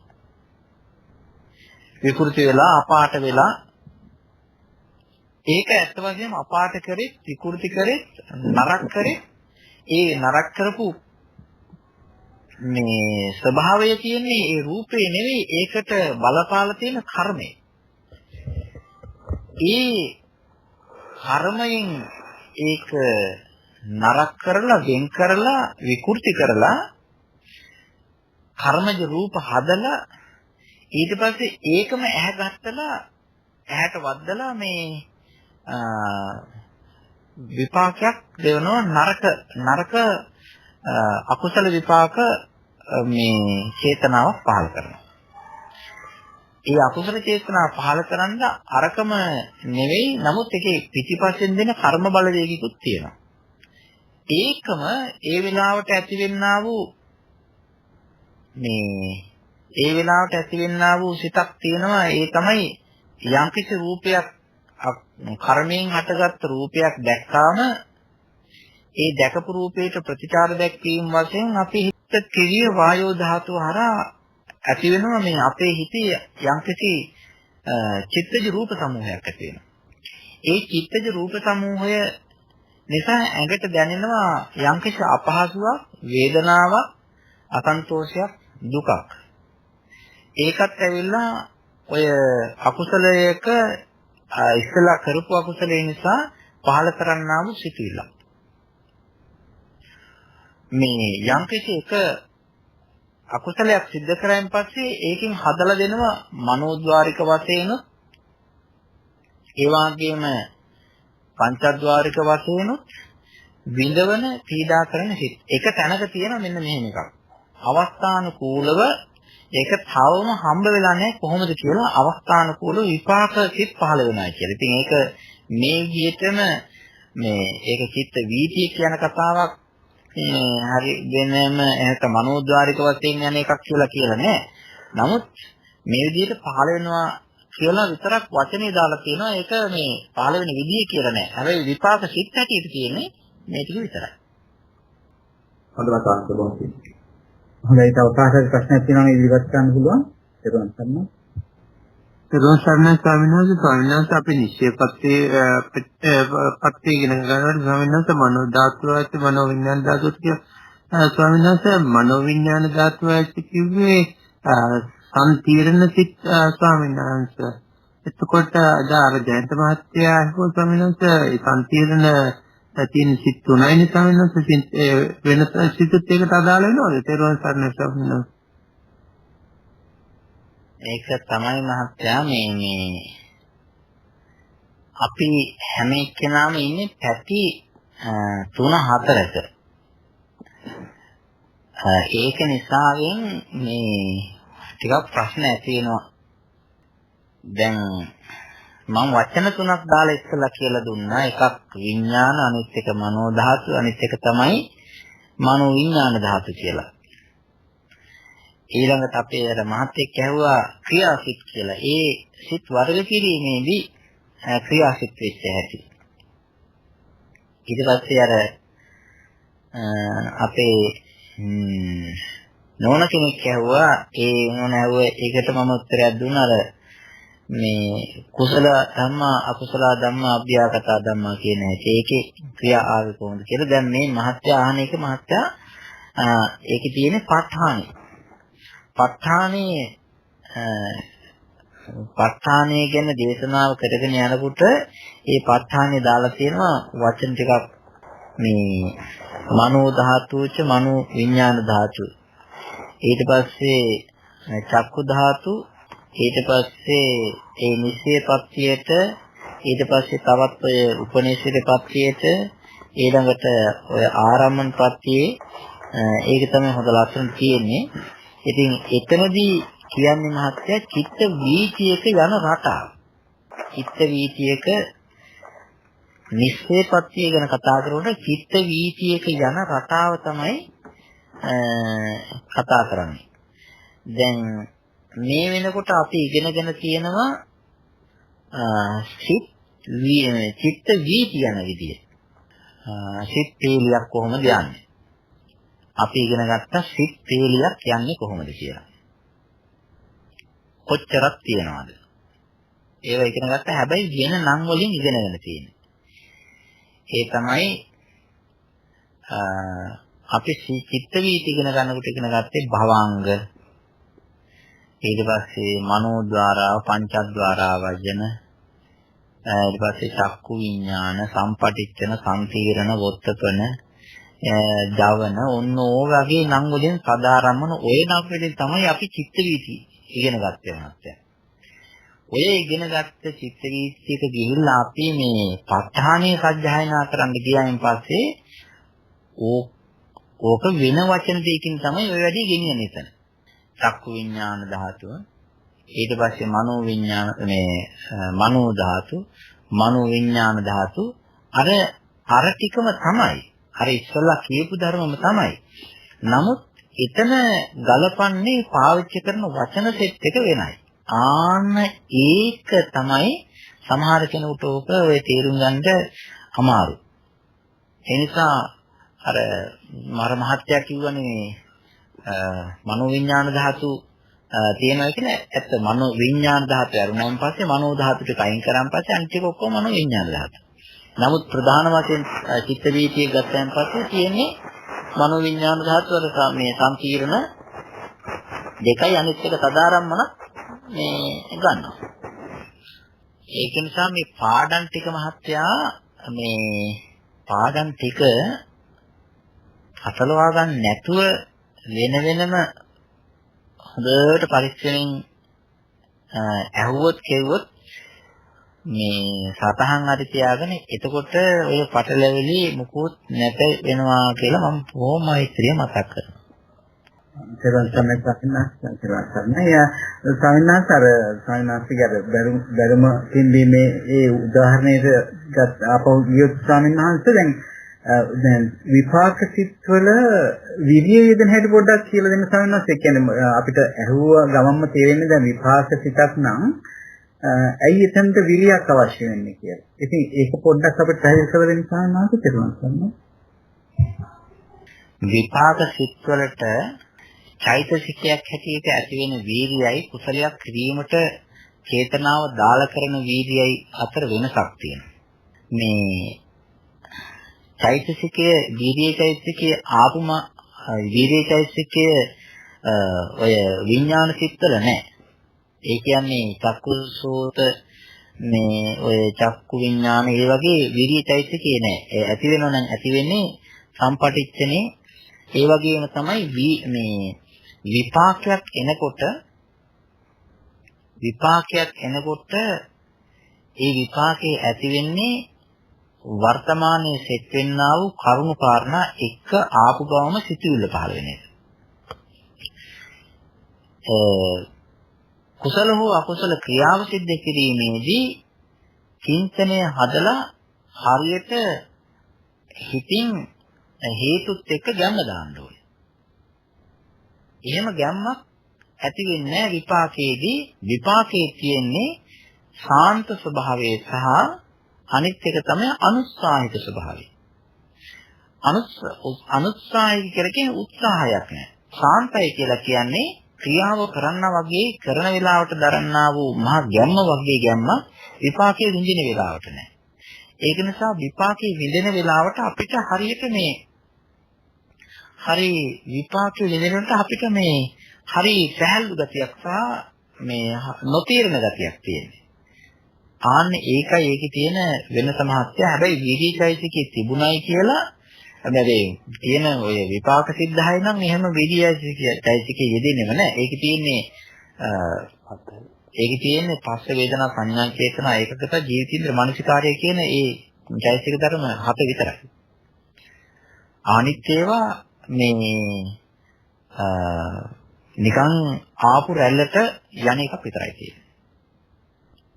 අන්න සායනාකේතන ඇත්තටම අර අපි ඔය දෙපස් විඥාන කියන ඔය මේ චක්කුසෝත විඥාන වලදී අර චේතනාවෙන් ඊතරම් වැඩක් කරන්නේ නැහැ වගේ මේ විපාක දැන් කුසල විපාක මහ කුසල විපාක සිත්වලදී විරිය කියන එක යෙදුනට ඒකින් අර වීරියක් දාලා උත්සාහයක් කරන් කරන කටයුත්තක් නැහැ කියන එක තමයි සරලව තේරුම් ගන්න තියෙන. එහෙම තේරුම් ගත්තත් හරියටම ඒකත් හරි. අනිත් එක තමයි මේ ඒකත් හරි මෙහෙම තියෙන එකක් මහත්ය මේ ලෝභය මිශ්‍ර වෙච්ච චේතනාව, ද්වේෂය මිශ්‍ර වෙච්ච චේතනාව, මෝහය මිශ්‍ර වෙච්ච චේතනාව වැඩ කරන තාලේ වෙනස් වීර්යයත් එක්ක ගලපවමු. අලෝභය, අද්වේෂය, අමෝහය කියන එක යෙදුනාම චේතනාවත් එක්ක එක්කාසුනන් පස්සේ වීර්ය වැඩ කරන තාලේ වෙනස්. රහතන් වහන්සේගේ තියෙන්නේ චේතනාව තිබුණාට චේතනාවේ තිබෙන අර අලෝභයත් එක්ක අද්වේෂයත් අමෝහයත් එක්ක මේ කුසල රැස් කිරීමේ ගතිය ඛණ්ඩනය කරලා තියෙන නිසා වීර්යයිසිකේ චේතනාවත් එක්ක හේතු ධර්මත් එක්ක හිටියා කියලා එහෙම අමුතු විදිහේ මේ අර කර්ම රැස් කිරීමක් නෑ. හැබැයි ඒ වෙලාවට වැඩේ කරන්න ශක්තිය පමණක් සම්පාදනය කළ දෙන. ඒක නිසා මේ ආකාර දෙකක් තිබෙනවා. එකක් තමයි වැඩේ කරන්න ශක්තිය ලබා දීම, අනිත් එක තමයි විපාකයක් ඉස්සරහදී ඇති කරන්න ශක්තිය ලබා දීම. රාතන් වහන්සේට තියෙන්නේ ක්‍රියාව කරන්න තියෙන ශක්තිය පමණයි, විපාක හදන්න ශක්තිය නැහැ. අපිට තිබෙනවා ඒ කරුණු දෙක. ඒ තමයි විපාකයක් හදන්න ශක්තියක් ඇති වෙනවා සහ ඒ වෙලාවට වැඩි කරන්න ශක්තියක් තියෙනවා. යෙදෙනවා. ඒ විදිහට. හොඳයි සන්නත් බොහොම සෙල්ලම් කරනයි බොහොම පිං. හොඳයි අනිත් කල්යාණ මිත්‍රින්ට අවස්ථාවක් තියෙනවා තවත් ප්‍රශ්න වලට යමු වෙන්න. සෙල්ලම් කරනයි. ස්වාමීන් වහන්සේ මේ දැන් අපි දක්න පිටකයේ තියෙනකොට ස්වාමීන් වහන්සේ මේ අපි ඉගෙනගත්ත ඔය මේ නම් වලින්ම ඒ කියන්නේ හම්බෙනවත් ස්වාමීන් වහන්සේ ඒ තැන්වල නැත්නම් ඒවර මනෝ ධාතු ඒ වගේ නිකන් ජෙනරල් නම් මේ විස්තරයක්ද තියෙන ස්වාමීන් වහන්සේ අපි යාගෙන යනකොට ප ဋ ාණේ තියෙන්නේ සාමාන්‍යයෙන් විඥාන නම් ටික තියෙනවා, මනෝ ධාතු ටික තියෙනවා සහ මනෝ විඥාන ධාතු තිබෙනවා. ඊළඟට ඔය දැන් අපි කතා කරන්නේ සිත් කියලා කතා කරනවානේ. දැන් මේ සෝමනස්ස සහගත ඥාන සම්පයුක්ත එහෙම කියලා කතා කරනවා. ඒ සිත් එහෙම කිව්වට ඔක අභිධර්මයේ තිබෙන මේ ඔය පළවෙනි පොත තමයි ධම්මසංගණේ. ධම්මසංගණේදී ඒකට කියන්නේ චිත්ත උප්පාදේ කියලා. අපි කියන්නේ සිත පහළ වෙනවා කියලා කියන්නේ. ඒකේ තියෙන එහෙම නෙවෙයි චිත්ත උප්පාදේ. ඒ කියන්නේ සෝමනස්ස සාගතං ඥාන සම්පයුත්තං අසංකාරික මේකම් කියලා මේ චිත්ත උප්පාද වශයෙන් තමයි ඒතන භාවිතාව මේ වචනේ පාවිච්චි කරන්නේ. ඔය ඒක නිසා ඔය වචන යෙදෙන කාලේ දැන්නෙම නැතු වුණොත් කෙනෙකුට එතන ගිහලා අර මෙතන මොකද්ද කියන්නේ කියන ප්‍රශ්නේ ඇති වෙනවා. හැබැයි ඔය ප ဋ ාණය කියන එකේදී අධ්‍යයනා කරනකොට පොදුවේ විඥාන කියන වචනේ නම් අර සූත්‍රවල තියෙන විදිහටම තියෙනවා. හැබැයි අනිත් වචන තියෙන්නේ එතෙන්ට මනෝ ධාතු, මනෝ විඥාන ධාතු එතෙන්ට ආවේනික වචන ටික. හැබැයි ඉතින් අර කියන ටිකේ තියෙන ධර්ම ටික තමයි කියන්නේ වචනේ නිවැරදිව හඳුනා ගන්න ඕනේ. හොඳයි තවත් ප්‍රශ්න තියෙනවා නම් ඉදිරිපත් කරන්න පුළුවන්. කෙරුවන් සර්ණයි ස්වාමීන් වහන්සේ දැන් තව පොඩි ප්‍රශ්නයක් මට මේ සම්මාසයෙන් නිරාකරණය කරගන්න තියෙන දැන් කාම ධාතුවේ ස්පර්ශ 7ක් කියනවනේ දැන්. එතකොට ඒ කියන්නේ හත වෙන්නේ මනෝ ධාතු සම්පස්සයයි මනෝ විඥාන ධාතු සම්පස්සයයි කියලා. එතකොට ඒක මේ ගැන ටිකක් පැහැදිලි කරලා දෙන්න ස්වාමීන් වහන්සේ. තෙරුවන් සරණයි. මනෝ ධාතු සම්පස්සයයි කියන්න බලන්න. චක්කු සම්පස්සේ, සෝත සම්පස්සේ, ගාන සම්පස්සේ, ජීව සම්පස්සේ, කාය සම්පස්සේ, ඊට පස්සේ මනෝ ධාතු සම්පස්සේ හා මනෝ විඥාන ධාතු සම්පස්සේ කියලා එහෙම හතක් විදිහට යෙදෙනවා කියලා අහලා තිනවා. ඒක තමයි හඳුරන්නේ රවුන්ඩ් කරගන්න ඕනේ. කොහොමද පැහැදිලි කරලා දුන්නොත් ගොඩක් පින් කෙරුවා සරණයි. මේ එහෙමයි.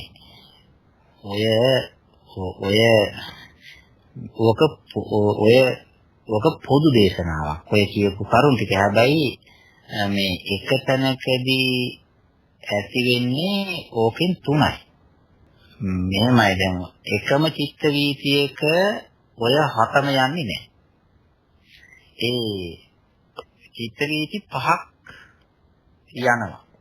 ඒ පහ යනකොට හැම චිත්ත වීතියකම ඔය කියපු හතෙන් තුනක් වැඩ කරනවා. ආන්නේ ඒව ඔක්කොම ටික සාමූහික එකතු කරලා තමයි හතක් කියලා කියන්නේ.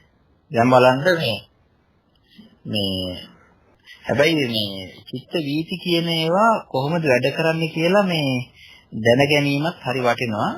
දැන් ඔය කියපු එකේ දැන් චක්කු විඥාන පංචද්ද චක්කු විඥාන වීතියක් කියලා කියන එක සෝත විඥාන වීතියක් නෙවෙයිනේ. එතකොට චක්කු විඥාන වීතියක චක්කු විඥාණයෙන් ගන්න රූපය වැඩ කරන චිත්ත වීතිය තියෙන එකයි. ඒකේ තියෙනවා එකක් චක්කු විඥානය. ඊට පස්සේ චක්කු විඥානේ ඉවර වෙච්ච ළඟම තියෙනවා සම්පටිච්ඡන සිත කියලා එකක්. ඒ සම්පටිච්ඡන සිතට වෙන නමක් පාවිච්චි කරන මනෝ ධාතුව කියලා. දැන් ඒතර චක්කු විඥානයේ තියෙනවා චක්කු විඥාණයෙන් කරන්නේ රූපයක් දැකීමයි. ඒ දැකපු රූපේ ග්‍රහණය කර ගැනීම ඇවිල්ලා සම්පටිච්ඡන මනෝ ධාතුවෙන් කරනවා. සංකීර්ණය ඇවිල්ලා සංකීර්ණය කියන්නේ ජවන් කියන්නේ මනෝ විඥාන ධාතුව. ඒක නිසා ඒ තුනම තියෙන එතන. විඥාන ධාතුව, මනෝ ධාතුව, මනෝ විඥාන ධාතුව. එතකොට එක චිත්ත වීදිකේ තියෙන වර්ග 3යි. ඊට පස්සේ අපි යනවා මේ සද්දයක් අහන එකට යනවා. සද්දයක් අහන එකට ගියන් පස්සේ එතන තියෙන සෝත විඥාන ධාතුව. ඊට පස්සේ සද්දේ බාරගත්ත හිත සම්පටිච්ඡන එක මනෝ ධාතුව. ඊට පස්සේ එතන ගියාට මනෝ විඥාන ධාතු සම්පීර්ණ සහ අනිසිත. එතකොට එතන තියෙන සිතයි. චිත්ත වීතියක අපි ඔක්කොම චිත්ත වීති ඔක්කොම සාමූහිකව අරගෙන ආරයට ඔය කාම ලෝකේ, රූප ලෝකේ, අරූප ලෝකේ, ලෝකෝත්තර සිත් ඔක්කොම එකට අරගෙන 89 කරා වගේ අපි මේ ඔය ඇස කන නාසය දිව ශරීරය කියන ඒ වගේම ඒ පරාසයට අහු වෙන ඔක්කොම සිත් ටික චිත්ත වීති වල වැඩ කරන ටික අල්ලගෙන තමයි 7 කියලා කියන්නේ. හැබැයි එක චිත්ත වීතියක වැඩ කරන්නේ ඔකෙන් 3යි. තේරුම් ගන්නයි. තේරුම් ගන්නයි. ස්වාමීන් වහන්සේ මේ හරි අර නිෂ්පර්යායෙන් කියනවා කියන එක වගේ කන්නේ ස්වාමීන් වහන්සේ. හරි එහෙම තමයි තේරුම් ගන්න. හරි. තේරුම් ගන්නයි පැහැදිලිුණා ස්වාමීන් වහන්සේ. ස්වාමීන් වහන්සේ එතනදී ඇහුවේ ඇත්තටම මේ ඔය සම්පස්ස ගැන. ඒ කියන්නේ ඒ අර විඥාන වල යෙදෙන ස්පර්ශය කියන පස්ස කියන චෛතසිකයේ තමයි මෙතන මේ චක්කු සම්පස්ස, මනෝ ධාතු සම්පස්ස, මනෝ විඥාන ධාතු සම්පස්ස කියලා ගන්න. ඒ සිත්වල යෙදෙන පස්ස චෛතසිකයේ කියලා ගත්තාම හරිනේ. හරි. ඒ කියන්නේ හැම හිතකම විඥාන වුණත්, ධාතු වුණත්, මනෝ විඥාන වුණත් ස්පර්ශයක තියෙනවා. ඒක නිසා නිවැරදි. නේද? ප්‍රශ්න තියෙනවද? ඔබට කෙටි වෙලා අවසරයි ස්වාමීන් වහන්සේ මේ ජයන්ත මහත්තයා අපව ප්‍රශ්න නිරාකරණ කරගන්න මේක අහන්නේ. ඒතර ස්වාමීන් වහන්සේ විපාක සිත්වල ප්‍රතිසන්දි විපාකය සිත්වල යම් කිසි වෙනසක් තියෙනවද? දැන් සාමාන්‍ය මේ රහතන් වහන්සේ කරන තේනියම් පාන කලින් විපාක සිත් ඇති වෙනවනේ. එතකොට දැන් සාතන් වහන්සේගේ තේනියම් පාන පස්සේ ඒ ප්‍රතිසන්දියක් ඇති වෙනවනේ. ඒ විපාක සිත් ඇති වෙනෙන්ද විශේෂ මේ හේතුවක් තියනවාද? ඒ විපාක සිත්වල ප්‍රතිසන්දි විපාක වල විශේෂ අවස්ථාවක් තියනවාද අනිත් විපාක සිත්වලට වඩා?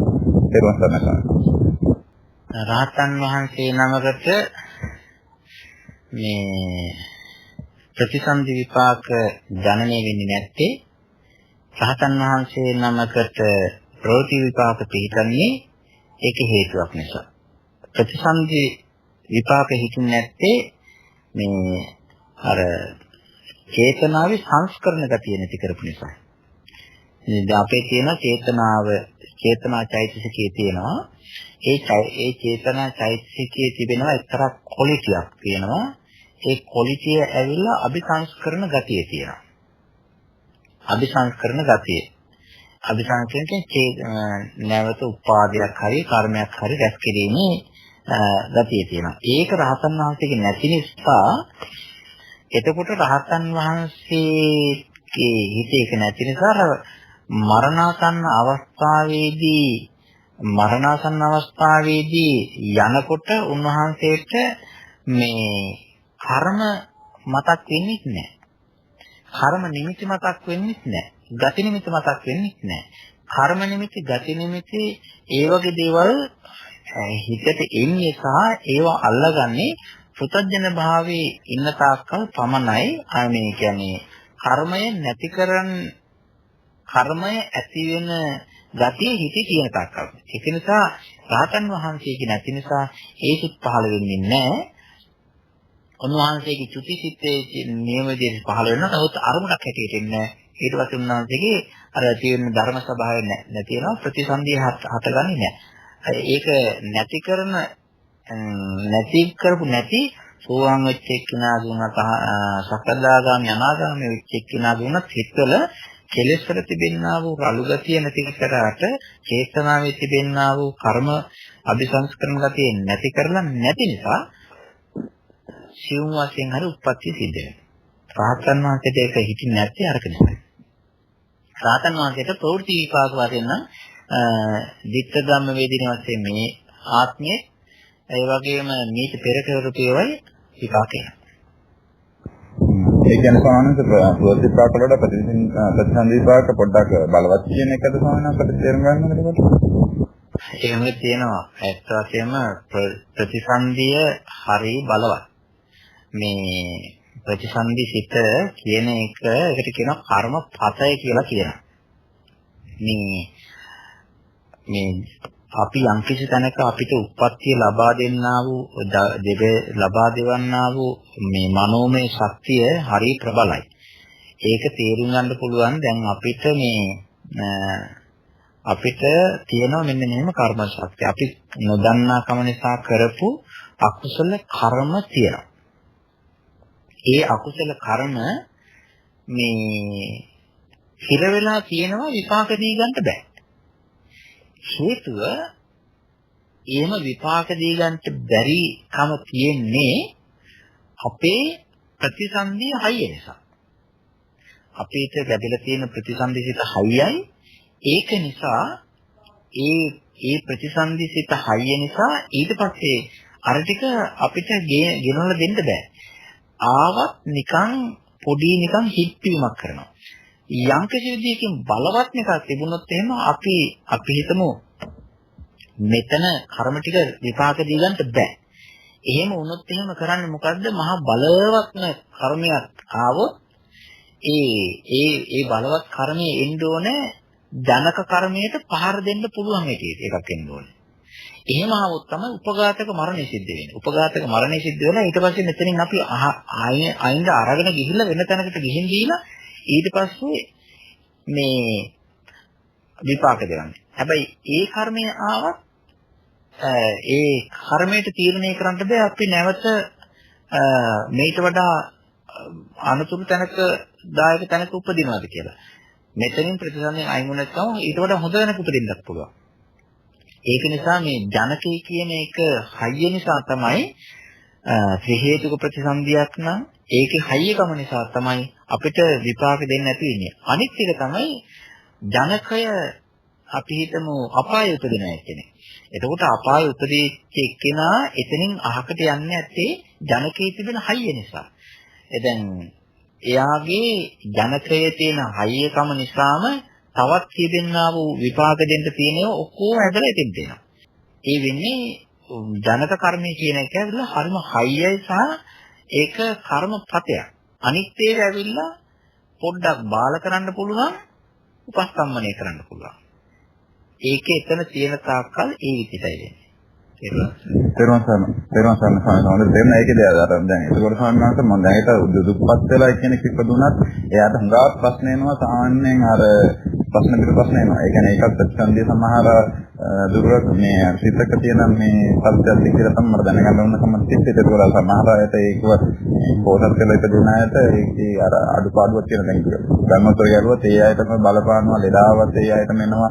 ඒ වගේ එකක් තියෙන්නේ ඒකත් අර ප්‍රතිසන්දියේ බලපානකොට එතන තියෙනවද කියන එකත් සාමාන්‍යයෙන් පොඩ්ඩක් පැහැදිලි කරන්න. ඒක හරිය මහත්තයා මේ මට හම්බුණා මේ තායිලන්තේ මිනිස්සෙක්. ඒ තායිලන්තේ මේ මිනිස්සයා මේ මම ඒ කෙනා ගැන හරියට පැහැදුනා. එයාගේ අම්මගෙන් සැලකීමකුත් නැහැ, තාත්තගෙන් සැලකීමකුත් නැහැ, සහෝදරයන්ගෙන් සැලකීමකුත් නැහැ. ඊට පස්සේ මේ කිසිම කෙනෙක්ගෙන් සැලකීමක් පිටක් එයාට නැහැ. එයා හැබැයි මට කිව්වා මේ මම මගේ ජීවිතය ගැන තේරුම් අරගෙන ඉන්නේ මට මහා බලවත් කර්මයක් විපාක දෙනවා. නමුත් මම කොහොම හරි මහන්සියලා මගේ කෑම ටික මම හොයාගන්නවා.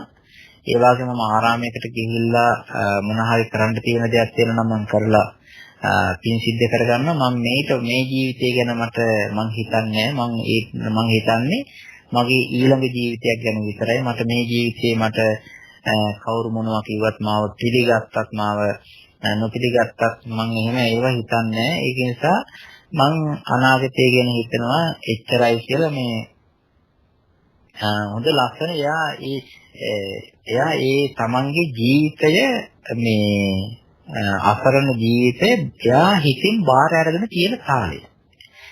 ඉතින් මේ අනිත් එක තමයි මේ පාසල් වලට යනවා තායිලන්තේ. ඒකට ගිහලා හොඳට වන්දනා කරනවා. ඒ අතුපතු ගානේ ඒවා කරනවා. ඒවත් කරලා හරියට හොඳ සරත්මුකුත් තියෙනවා. අපි හිතමු එයාගේ ජීවිතය යම්කිසි අකුසල කර්මයකින් එහෙම තත්ත්වයකටපත් වුණා කියලා. හැබැයි එයාගේ අකුසල කර්මය වුණාට මෙන්න මෙහෙමයි මම දකින්න තාට දැන් එයාගේ ජනකය හොඳයි. ජනක කර්මය හොඳයි. ජනක කර්මය හොඳ වුණාට පොඩි අඩුපාඩුකම් තියෙන ජනක කර්මයේ මනුස්ස ලෝකයේ උපදින්න හයිය තියෙනවා සම්පත් අදින්න ශක්තිය නැහැ. අනේ එහෙම එකක් තියෙන. ඒකට උපස්තම්භ ඒක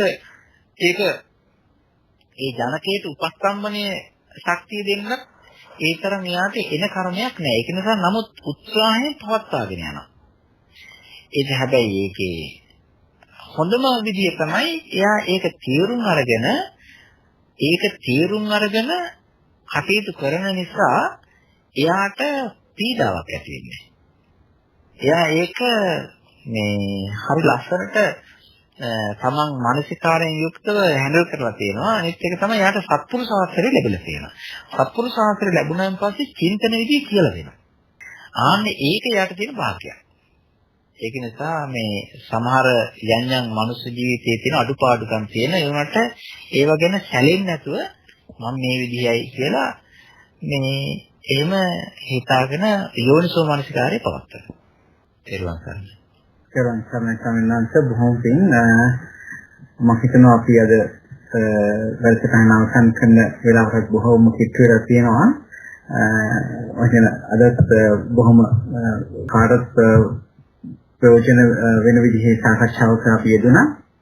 ඉතින් ස්වාමීන් වහන්සේ ඔබ වහන්සේගේ මේ කාලය අපි වෙනින් යෙදීමත් ඇත්තටම මේ රාය රාත්‍රිය බලන්න නැතුව අපි වෙනින් මේ කරන සේවය අපි තාමත් මගේ කරනවා.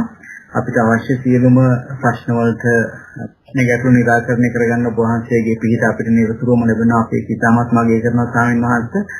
එහෙමනම් හැමෝම වෙනුවෙන් සාමාන්‍ය සිසිල් වෙනුවෙන් මම වහන්සේට ඉතාමත් කෘතඥතාවය පළ සිටිනවා. මේ කරන පාද නමස්කාර කර කෘතඥතාවය පළ කර සිටිනවා.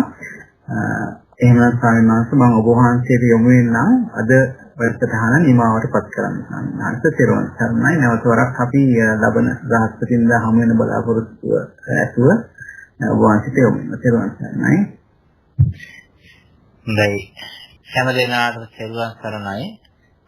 ඉතින් අපි මේ වෙසක් පුරපසු මේ පොසොන් පුරපසුස්කක් පොහොය හත් එක්ක ඉන්නේ. මේ කාලේ ලෝකයේ බෞද්ධ සිත් තියෙන වගේම කර්මයේ කර්මඵල ආදාන ලංකාව වගේ රටවල්වල විශාල පිරිසගේ හිත්වල ගොඩාක් දාන චේතනා, ශ්‍රද්ධා චේතනා පහළ වෙනවා. සමහර වෙලාවට මේ කාලේ තමයි දන්සල් එහෙම පැවැත්වෙන කාලෙකින් අලෝභී චේතනාවල් සිද්ධ වෙනවා. ඒක ආගමික ભેදයකින් තොරව සිද්ධ වෙනවා. හින්දුද, බෞද්ධද, ක්‍රිස්තියානි, මුස්ලිම් එහෙමම නැතුව නමුත් මිත්‍රත්වයට එක්කත් ඒක සිද්ධ වෙනවා. ඒක නිසා ගොඩාක් ලොකු කුසල් සිද්ධ වෙන සමයක තමයි අපි මේ ධර්ම සාකච්ඡා කරන්නේ. ඒ නිසා අද ධර්ම සාකච්ඡාවට සම්බන්ධ වෙච්ච මේ පින්වත් මහත්මයාත් පින්වතුන් හැම දෙනාටම